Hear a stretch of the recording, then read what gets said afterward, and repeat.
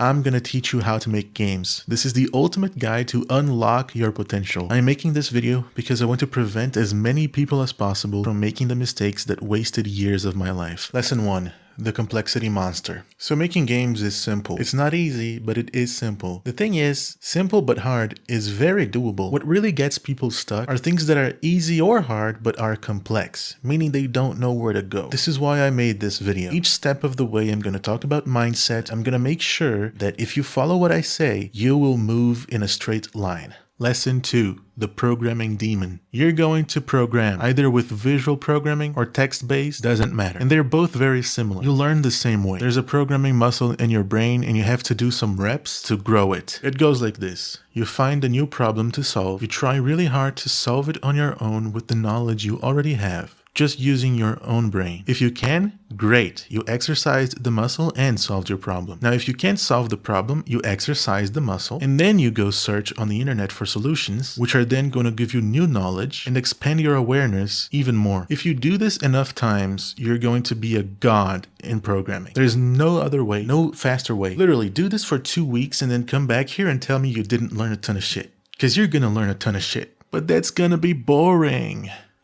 Well, there are many ways to make programming fun, but one of my favorites is boot.dev. This platform will give you problems to solve, and on top of that, you're going to earn XP and achievements. You know, this feels like an RPG, feels like playing a video game, but you're actually learning programming. I wish I had a way to gamify programming when I was starting. That would have made it so much easier. This is so exciting. I've been asking for something like this for a long time. And the best part is that it goes from basic to advanced, so you're going to be leveling up your character, completing a few quests, fighting bosses even. All of the content can be watched and read for free. You get all that good content for free. You get how crazy that is?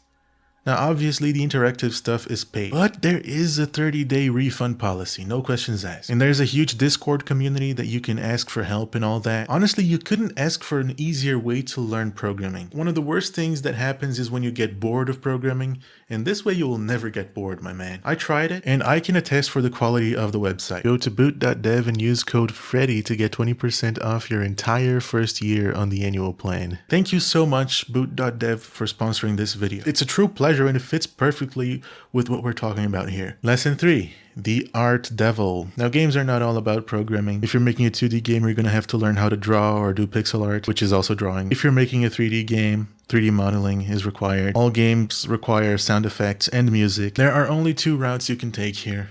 You either learn art yourself or you pair with an artist, either by choosing a friend or paying someone. Now, if you go with option 2, that's great. Finding a friend that is as enthusiastic as you about making games is not easy, but it's possible, and once you find them, life will be great. But here's why you shouldn't be afraid of option 1. Making art is not about perfection, and once you realize that, you will realize you are an artist. Because you're gonna say, but I suck at it. Well, that's the point, man. Sucking at art is what's gonna allow you to make unique stuff. That alone should be enough to motivate you to just make whatever comes to mind and start making your games today. But if you want to get better at art, I mean, theory is gonna help, particularly color theory, perspective theory, and lighting theory. Those are the biggest. But to be honest, what's really gonna help you is practicing. And practicing becomes super fun when you take away the pressure of being perfect. In fact, if you put it in your head that your goal is to suck in the beginning, boy, is it going to be therapeutic. I believe art is truly for everyone. Lesson 4. The Perfection Imp. Once you have a game, you're going to want to micromanage every step of your game until it's absolutely perfect. You're going to be so obsessed with making something perfect that you're not going to do anything. You're going to be stuck forever. I brought this example countless times, but John Carmack once worked for a company where they were making a game every month. I don't have to tell you, those games probably sucked. Every single one of them. But you know what they did? They allowed John Carmack to eventually create Doom. And he wasn't worried about making a perfect game. He was just worried about making his next game. Perfection is even treated by science as one of the root causes of depression. Starve your perfectionism by making bad things. And never stop making bad things till the day you die. Lesson 5. The public eye. Nobody tells you how scary the public eye really is. I used to fantasize about this moment where I would create a masterpiece and then finally show my family what I've been doing for the last few years. And everyone would be impressed and they would call me awesome and they would clap and they would say, hell yeah, man, you're amazing. Look at this. You made this? Wow. Stop that.